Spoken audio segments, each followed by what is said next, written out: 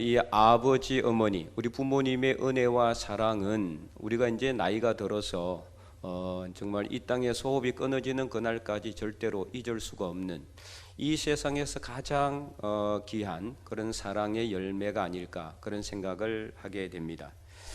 특별히 이제 우리나라의 경우에는 이 자식을 향한 부모님의 사랑이 이게 하나님의 무조건적인 하나님의 사랑처럼 정말 헌신적이고 희생적이죠.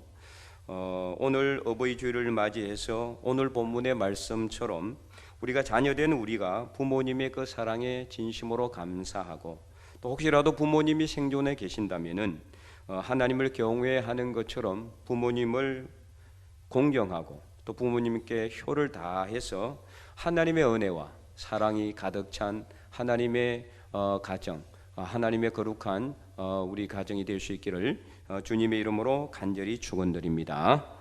오늘 말씀은 아주 짧고 또 내용도 간단해요. 그래서 정말 이 짧은 말씀 안에 그러나 이제 정말 중요한 말씀이 다 들어 있어요. 1절을 보시면은 이렇게 기록되어 있죠. 자녀들아 주 안에서 너희 부모에게 순종하라 이것이 옳으니라. 이 말씀은 어떻게 보면은 이제 사도 바울의 개인적인 그런 의견이 아닙니다. 하나님이 주시는 명령이에요. 그래서 자녀들에게 주는 오늘 우리는 다 자녀들이죠, 그죠? 또 우리 자녀의 자녀들도 있을 거고. 그래서 우리 자녀된 우리가 이제 해야 될 가장 중요한 것이 바로 뭐냐? 부모님에게 순종하라는 것을 말씀하고 있어요. 근데 우리가 생각할 때는 우리가 부모님에게 순종하는 것이 당연한 것 같은데 옳은 것 같은데 오늘 본문에서는요 너희 부모에게 순종하라 그리고 뭐라고 그랬어요? 이것이 옳으니라. 이 당연한 말을 왜 하고 있을까? 여러분 생각해 보지 않았어요? 정말 당연하고 이는 안 해도 될 것 같은데 이 말은 안 해도 될 것 같은데 왜 이 말씀을 했을까? 여러분 생각해 보지 않았습니까?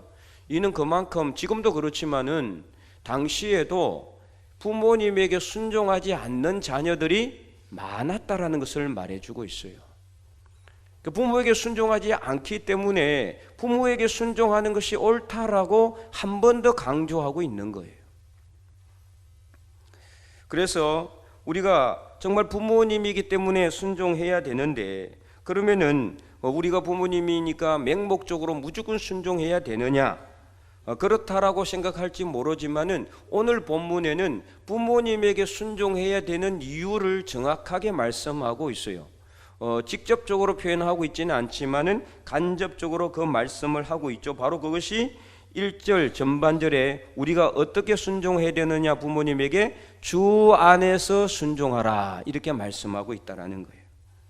자, 주 안에서 순종하라는 것은 하나님 안에서 순종하라. 그래서 이 부모님은 그냥 부모님이 아니라 하나님이 우리 가정에 세우신 하나님을 대신하는 대리자로 세우신 분이시기 때문에 하나님을 믿는다라면은 이 하나님 안에서 부모님에게 순종하라는 것을 말씀하고 있는 거예요. 그래서 하나님을 믿는 믿음으로 하나님을 바라보는 그 믿음으로 주님 안에서 하나님 안에서 부모님에게 순종하라는 것을 말하고 있는 거죠. 그래서 부모님은 하나님께서 우리 가정에 세우신 하나님의 대리자로서 그 권위를 인정을 하고 그렇기 때문에 하나님을 대하는 것처럼 부모님을 대하고 그 부모님에게 순종하라는 것을 말하고 있는 겁니다.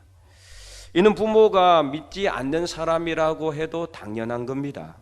우리 부모님은 하나님을 믿으니까 내가 하나님 안에서 우리 부모님에게 순종하고 우리 부모님은 뭐 예수님도 안 믿고 교회도 안 다니는데 내가 부모님에게 순종할 필요가 있느냐라고 생각할지 모르지만 절대 그렇지 않습니다. 오히려 부모님이 믿지 않는다면은 더 지극하게 우리 부모님에게 효를 다하고 부모님 말씀에 절대적으로 순종하는 삶을 살아야 돼요.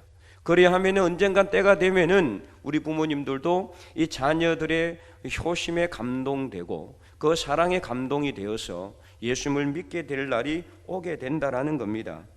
그리고 또 2절 말씀에도 사도 바울은 한 번 더 이 부모에게 대해서 말씀하고 있는데요. 2절 말씀은 이렇게 기록되어 있죠. 내 아버지와 어머니를 공경하라. 이것은 약속이 있는 첫 계명이니. 아멘. 그래서 1절과 2절 말씀이 완전히 다른 말씀처럼 보여지지만 절대 그렇지 않아요. 1절과 2절은 똑같은 말씀이에요. 의미는 똑같아요. 그래서 2절 말씀은요, 1절 말씀에 덧붙여서 강조한 말씀이에요. 2절의 말씀에 내 아버지와 어머니를 공경하라 이렇게 되어 있는데, 공경이라는 이 헬라어 티마오라는 단어는요, 이 세상에서 가장 가치 있는 것을 의미합니다. 가장 가치가 있는 것. 다시 말하면은 부모님을 공경하는 것, 부모님께 순종해서 부모님을 공경하는 것이 어떤 것이다? 가장 이 세상에서 가치가 있는 일이란, 가장 가치 있는 것, 돈 버는 거, 이게 가치 있는 게 아니에요. 집 사는 거, 이게 가치 있는 게 아니에요. 가장 가치 있는 일은 바로 뭐다? 부모님을 공경하는 거, 이게 가장 가치 있는 일이에요. 수천억의 돈보다, 수억의 재산보다, 수많은 이 재물보다, 지혜와 지식보다 더 귀한 것이, 가장 가치 있는 것이 뭐다? 부모님이라는 거예요. 부모님에게 순종하고 부모님을 공경하는 것이 가장 귀한 것이라는 겁니다. 그래서 부모님에게 순종해서 부모를 공경하는 것은 가장 가치 있는 일이기 때문에 이 부모님에게 순종하는 것이 옳다라고 사도 바울은 이렇게 한 번 더 덧붙여서 강조하고 있는 거죠. 그래서 저번에도 말씀을 드렸지만요, 레위기 19장 3절 말씀에 이 부모에 대해서 이렇게 또 말씀하고 있는데요, 우리 한번 다 읽어볼까요? 너희 각 사람은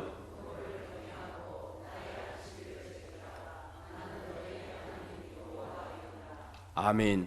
저번에도 한번 말씀을 드렸죠, 오후 예배 때도. 자, 여기서 이제 경외라는 단어는 히브리어로 야레라는 단어입니다. 야레라는 이 히브리어는요, 사람한테는 절대 쓰지 않는 단어예요. 하나님에게만 쓰는 단어. 하나님을 경외하다, 하나님을 높이 올리고 하나님께 모든 찬양을 올려드리고 하나님을 두려워하는 거, 이걸 경외한다라고 그러는데, 이 경외라는 단어는 그렇기 때문에 사람한테는 쓰지는 않는 거예요. 그런데 뭐라고 되어 있어요? 내 부모에게 부모님을 경외하라고 되어 있잖아요. 도대체 그러면 이건 잘못된 단어냐? 혹시 번역이 잘못된 것이 아닐까? 히브리어 원문에는 정확하게 야레라고 쓰여져 있어요. 야레라고. 그러면 원문이 잘못된 건 아니죠. 원문이 그대로 야레라고 되어 있단 말이에요. 그럼 부모님을 경외하라? 우리가 하나님만 경외해야 되는데 왜 부모에게 경외하라고 했을까? 이는 그만큼 부모님은 우리 하나님께서 가정에 세우신 하나님을 대신하시는 하나님의 대리자라는 뜻이에요. 하나님의 대리자로 하나님께서 세우셨다는 것을 말씀하고 있는 거죠. 그래서 하나님을 경외하듯 부모에게 모든 효를 다하고 부모를 공경하라는 의미로 쓰여진 단어입니다. 우리가 부모님을 대할 때 하나님을 대하듯이 그렇게 순종하는 삶을 살라는 것을 말씀하고 있는 겁니다. 이처럼 부모님은요, 그냥 우리가 함부로 대할 수 있는 그런 대상이 아닙니다.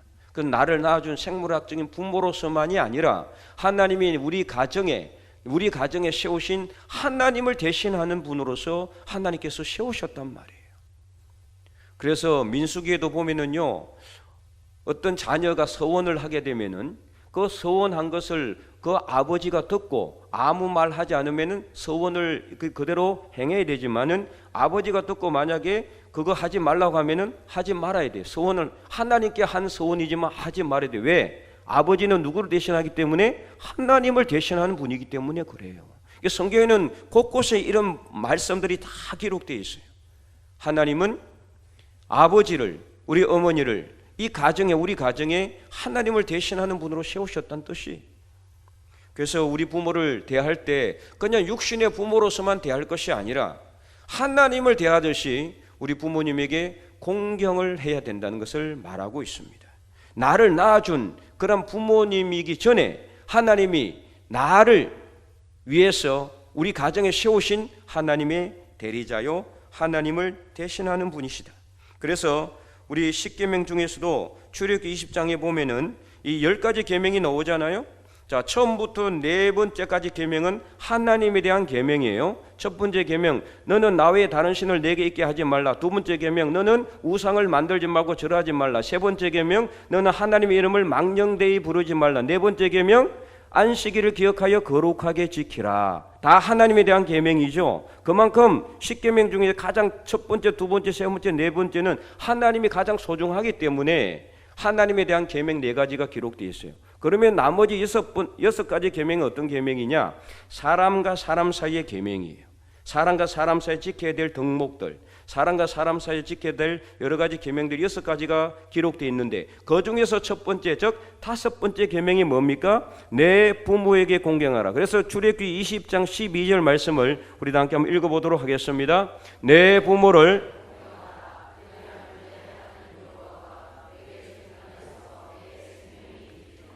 아멘. 그래서 내 부모를 공경하라. 이것이 바로 5번째 계명이고, 그리고 나머지 6가지의 인간과 인간 사이에 지켜야 될 계명 중에서 가장 첫 번째 나와요. 가장 첫 번째. 이는 뭐를 의미하느냐? 우리 인간과 인간 사이에 지켜야 될 것 중에 가장 가치 있는 일, 가장 귀하고 소중한 일이 뭐다? 부모님을 공경하는 것이라는 거예요. 부모를 공경하지 않는 사람이 다른 것도 잘 못하는 거예요. 부모를 공경하는 사람은 다른 것도 다 잘하게 돼 있어요.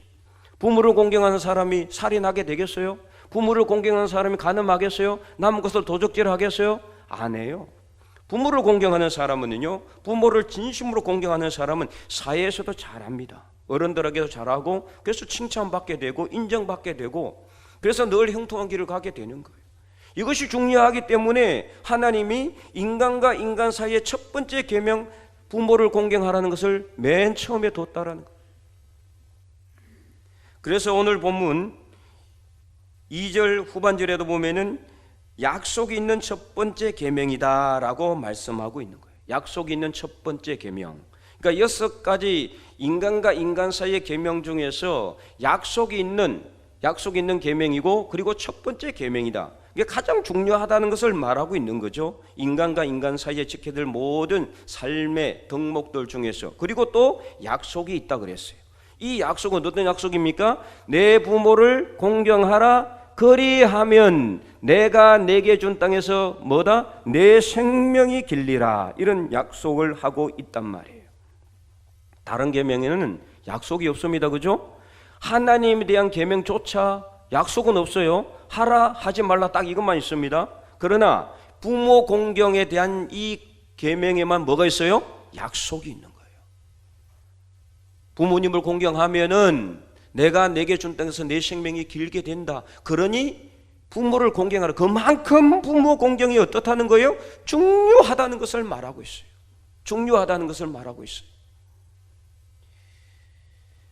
그런데 이 약속이라는 것, 그래서 3절에 보면요, 오늘 본문 3절에 보면 이렇게 기록되어 있죠. 이로써 내가 잘되고 땅에서 장수하리라. 사도 바울은 이렇게 장수하리라라고만 이렇게 해석을 해놨지만요, 이 장수한다는 것을 이 본문 원어에서는 뭐라고 되어 있느냐? 자, 원어 아까 보니까 출애굽기 20장 12절 내 부모를 공경하라. 그리하면 내가 내게 준 땅에서 뭐다? 내 생명이 길다라고 말씀하고 있잖아요. 그런데 원문에 왜 장수라는 말을 하지 않았을까요?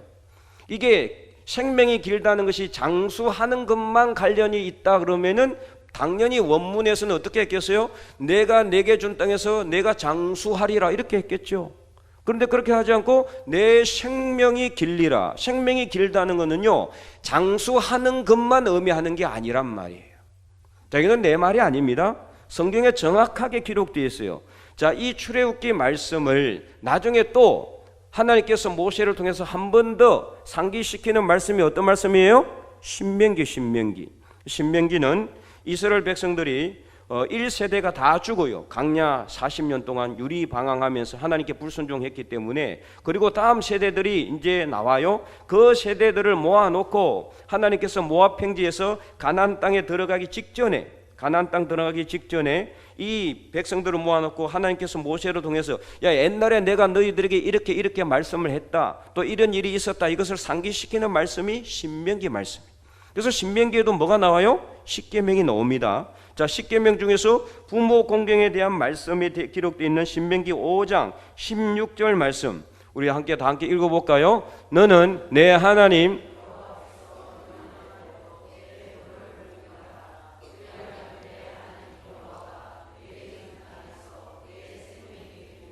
복을 누리리라. 아멘. 그죠? 자, 생명이 길다는 것만이 아니라 뭐도 나와 있어요? 복을 누리겠다라고 말씀하고 있잖아요.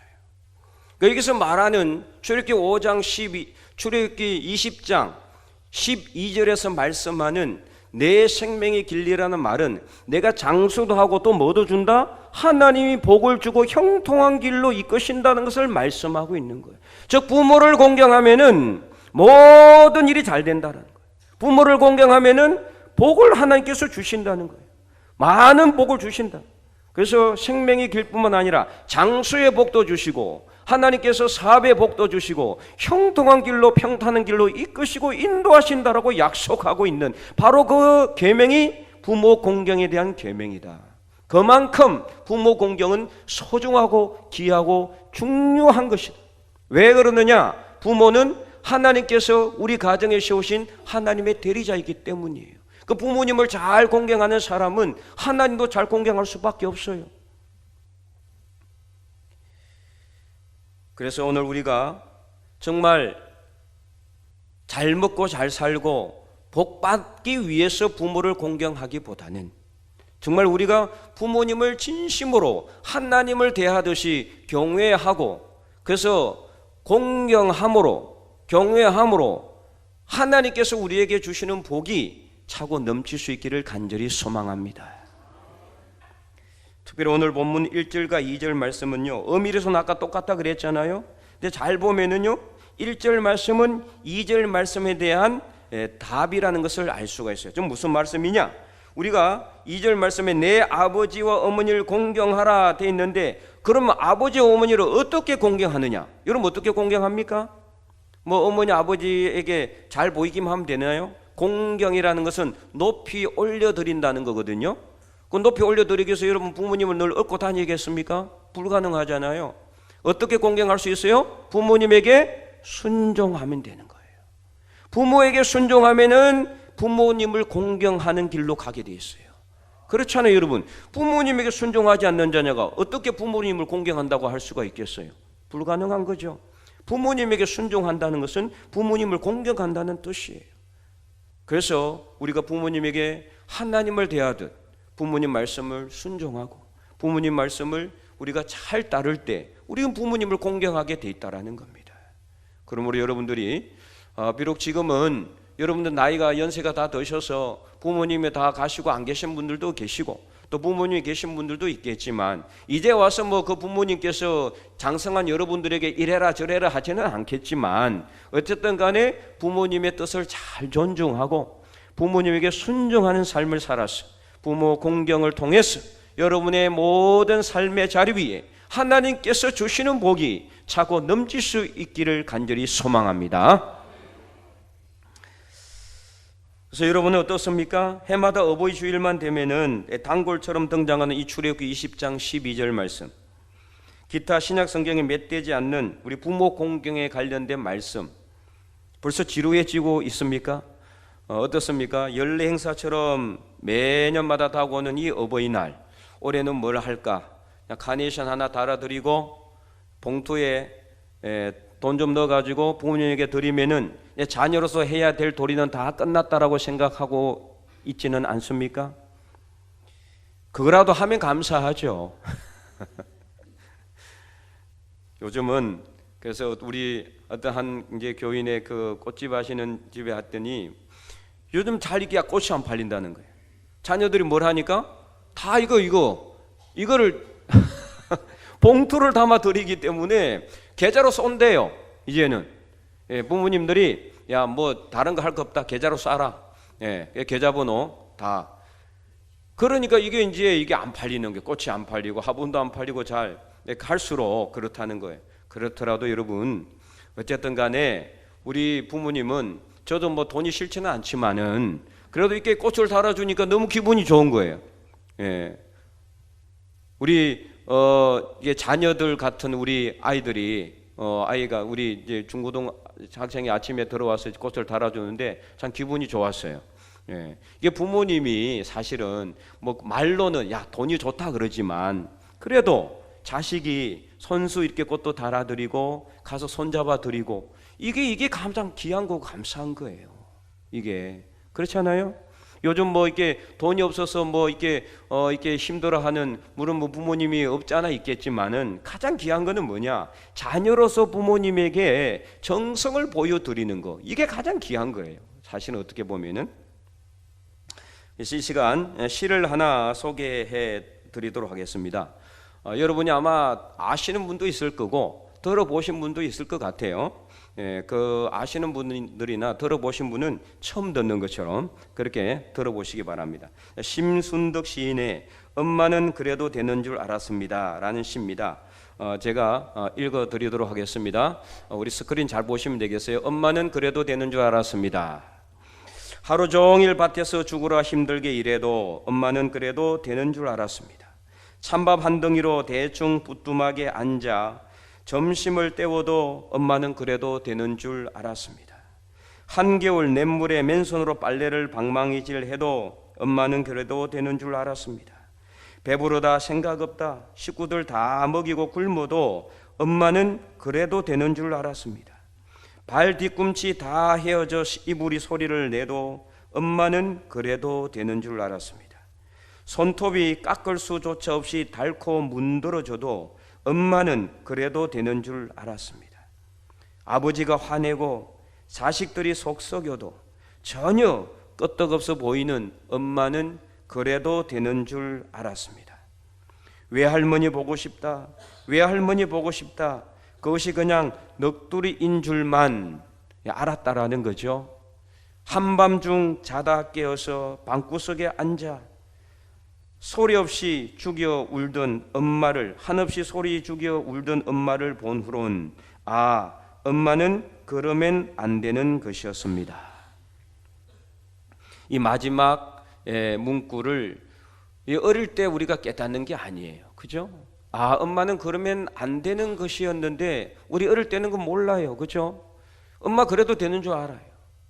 평생도록 희생하시고 고생하시고 수고하시고 자식을 위해서 그렇게 헌신하시는 모습 그냥 당연하게 그렇게 생각했다라는 거죠. 그런데 마지막 아, 엄마는 그러면 안 되는 것이었습니다를 깨닫는 순간, 그때는 언제냐? 나중에 장성해가지고 철이 들 때, 나도 결혼해가지고 자식을 낳아보고 자식이 막 속썩이고 자식 때문에 막 힘들어하고 그럴 때, 그때서야 비로소 엄마의 사랑, 어머니의 그 사랑을 깨닫는데, 그때는 언제냐? 이미 어머니는 안 계시고 가신다라는 거예요. 기다려주지 않는다라는 거죠. 그래서 성경 말씀은 아니지만 우리가 학창시절에 다 배웠던, 저는 배웠는데요, 유교는 종교라기보다는 생활 철학이기 때문에 공자의 논어에 나오는 글 하나를 하나 더 올려주시면 좋겠습니다. 아마 아시는 분들 있겠죠. 자, 맨 처음에 글이 어떻습니까? 수욕 정의 풍부지, 그 다음 밑에는 자욕 양이 친부대라는 뜻이에요. 자, 이제 수욕 정의, 수는 나무수입니다. 풍부지, 풍은 바람이죠, 그죠? 수욕 정의, 나무는 조용히 고요히 있고자 하지만 풍부지, 바람은 거치지를 않고. 바람이 계속 불어대니까 나무는 조용히 있고자 하지만 막 계속 이렇게 가지가 흔들린다는 뜻이에요. 마음대로 되는 게 없다는 거죠. 그처럼 자욕양이, 자는 아들, 자식입니다. 양은 공양이에요. 자욕, 욕은 뭐 하고자 하지만, 그래서 자식들은 부모님을 공양하고자 하지만 친부대, 친은 이제 어버이를 의미해요. 부모님은 부대, 대는 기다릴 대자죠. 그래서 부모님은 어떻게 한다? 기다려주지를 않는다네 라는 뜻이에요. 그렇죠? 우리가 나이 들어 철 들어 가지고 부모님에게 이제 효도를 할라 치면은, 그때 이제 부모님은 나이 드시고 병 드시고 또 연세 많아서 노환으로 먼저 가시는 경우가 많다라는 거예요. 참으로 이걸처럼 우리가 늘 자녀로서 부모에게 받은 사랑에 감사할 때가 되면은 그때는 너무 늦어져서 부모님이 안 기다려 준다라는 겁니다. 특별히 가족을 위해서 희생하시고 헌신하시는 어머니 아버지를 생각하면은 살아생전에 좀 더 잘해줄 것, 말이라도 한마디 좀 따뜻하게 할 걸, 그런 어떤 후회를 하기도 합니다. 근데 정말 우리나라 가족의 이 개념이요, 지금은 너무나 옛날 같지가 않아요. 옛날에 그 효 개념이 다 다 사라지고 없어요. 너무나 많이 사라졌어요. 그래서 2008년에 발표한 세계 청소년 의식 조사에 따르면은 그 중에 이제 한 항목이 뭐냐? 어떻게든 부모를 모시고 싶다라는 항목이 하나 있었어요. 거기 네 나라 청소년들이 답을 했는데, 자, 어떻게든 부모를 모시고 싶다. 우리나라 청소년들은 몇 %가 답을 했을까요? 우리나라는요 35%예요. 10명 중에 3명 밥밖에 안 돼. 저는 이 수치를 보고 깜짝 놀랐어요. 야, 이거 정말 실화냐? 정말 이게 맞는 것인지 틀린 게 아닌가 하는 생각을 하게 됐어요. 10명 중에 3명 정도, 3명, 한 4명도 안 되는 친구들만 부모님을 모시고 싶다는 거. 나머지는 다 부모님 모시고 싶지 않다는 거. 자, 그러면 일본은 몇 %냐? 일본은 우리나라보다 더 작아요. 28%. 자, 그러면 서구는 어떨까? 서구는 상당히 개인주의이기 때문에 부모님 어떻게 되든 뭐 나 혼자 잘 살면 된다 이런 식이라고 생각하지만 여러분 어떨까요? 자, 영국이 몇 %일까요? 무려 66%예요. 자, 그러면 비슷한 나라인 미국은 몇 %일까요? 64%입니다. 훨씬 더 높아요. 거의 우리나라 2배 가까워요. 그 7명 가까운 청소년들이 오히려 서구 나라 영국이나 미국은 부모님을 모시고 싶다. 야, 정말 이거는 충격적인 수치가 아닐 수가 없습니다. 지금 우리나라는 예전에 우리나라가 아니에요. 예전에 부모님에게 잘하고 3대 4대 막 부모님을 모시고 할머니 할아버지 모시고 살아가던, 그래서 정말 어떻게 하든 부모님을 잘 모시고 살려고 하는 그런 이제 이 시대는 끝나가고 있다. 여러분 세대 말고 여러분의 자녀들의 세대는 이제는 부모님 모시고 싶지 않다. 이게 대부분이란. 그럼 부모님 모시고 싶지 않다고 해서 뭐 효가 완전 사라진다라고 할 수는 없지만 이 가장 대표적인 효의 덕목 아니겠습니까? 귀찮다라는 거예요. 부모님이 귀찮다. 그 부모님은 자기 일을 위해서 입을 것 안 입고 먹을 것 안 먹고 쓸 것 안 쓰고 놀러 갈 때 놀러 안 가고 희생하고 헌신해서 자녀를 위해서 그렇게 고생했는데 자녀들은 부모님을 모실 생각이 없는 거예요. 정말 심각한 가정의 위기 상황이다. 2008년에 조사했기 때문에 지금 거의 무려 17년, 18년이 지났잖아요. 지금은 더 했으면 더 했지, 더 높아지지는 않았겠죠. 더 수치는 낮아지지 않았겠어요? 갈수록 지금 이런 상황으로 가고 있다는 거예요. 우리 가정이 얼마나 위기 상황인지를 여러분 이 수치를 보면은 알 수가 있어요. 여기에다 지금 동성애 차별금지법까지 국회 문턱을 넘으려고 하고 있잖아요. 전통적인 가정의 질서를 무너뜨리려고 하는 악한 세력들이 판을 치고 있는 이 상황이, 잘못하면 가정이 해체될 그런 위기 상황이, 나를 낳아주신 부모님, 내가 낳았던 자녀들 서로 또 서로 형제 자매 간에 우애 있게 서로 가정 질서 안에서 정말 사랑과 존경과 이게 공경이 서로 싹트고 그 안에서 하나님의 사랑이 이게 제대로 이렇게 피어나야 되는데, 그래서 가정이 잘 서야 그 가정을 이루고 있는 사회가 제대로 되고 그 국가가 건강한 겁니다. 오히려 지금 우리나라는 서구의 반대로 가고 있어요. 지금 오히려 서구 나라는 오히려 더 가정이 더 소중하게 그렇게 귀하게 여기고 한 그런 어떤 개념으로 가고 있는데 오히려 우리는 옛날 서구에서 했던 그대로 지금 따라가고 있는 중이에요. 자녀들도 많이 낳지도 않죠. 많이 낳으면 1명, 아니면 놓지도 않아요. 또 더 많이 놓으면 2명. 요즘은 2명만 돼도 다 자녀, 3명만 내도 다 자녀예요. 옛날에 7명, 8명은 이거는 뭐 그냥 지금은 거의 기적에 가까운 수치예요. 그러니까 자녀들도 낳지도 않잖아요. 그러다 보니까 이 자녀들도요 어떤 생각 가지느냐, 이기주의적이에요. 나 혼자밖에 안 사니까, 나 혼자밖에 자녀가 없으니까 아무 형제가 없잖아요. 형제 자매들이 많고 그 안에서 서로 막 이렇게 깨지기도 하고 다치기도 하고 뭐 맞기도 하고, 그래서 가정 안에서 질서도 배우고 부모님 소중한 줄도 알고 형 그리고 동생을 또 아끼고 이런 사랑의 모습들이 이게 있어야 되는데 이런 것들이 다 사라지고 없어요. 지난 주일에도 말씀을 드렸지만은 자녀를 너무 낳지를 않으니까 가정이라는 것 자체가 의미가 없어지고 정말 심각한 위기 상황에 그래 우리가 직면해 있는 상황입니다. 이런 상황에서 우리가 해야 될 일이 뭐인가요? 바로 가정을 지켜야 돼. 어떻게 하든 가정을 지켜내야 된다. 이것이 우리 나라를 지키고 또 우리 믿음을 지키는 길입니다. 가정이 깨어지면은 어디서 하나님을 배우고 예수님을 알게 되겠어요? 우리가 부모님을 보면서 하나님을 알게 되고 예수님을 알게 되고 믿음이 무엇인지 알게 되는 거거든요.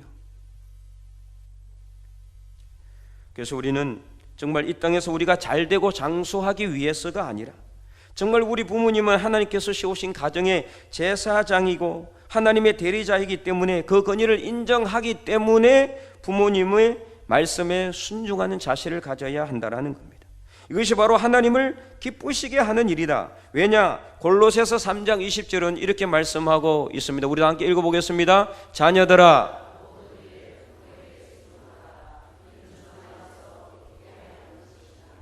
아멘. 부모님에게 순종하는 것이 기쁘게 하는 거다. 부모님만 기쁘게 하는 것이 아니라 하나님을 기쁘시게 하는 일이라는 거. 왜요? 부모님은 하나님께서 우리 가정에 세우신 하나님의 대리자이기 때문입니다.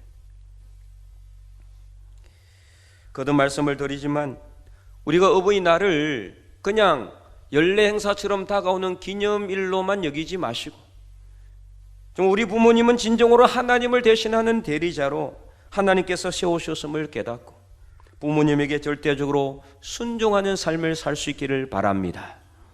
그래서 부모님을 공경함으로 오늘 우리가 이 땅에서도 장수하며 형통하며 복을 받을 뿐만 아니라 정말 하나님을 기쁘시게 하는, 그래서 하나님을 경외하듯이 부모님을 공경하고 부모님에게 순종하고 부모님을 경외하여서 하나님의 사랑이 가득 넘치는 하나님의 복된 가정, 믿음의 명문 가정들이 다 될 수 있기를 주님의 이름으로 간절히 축원드립니다.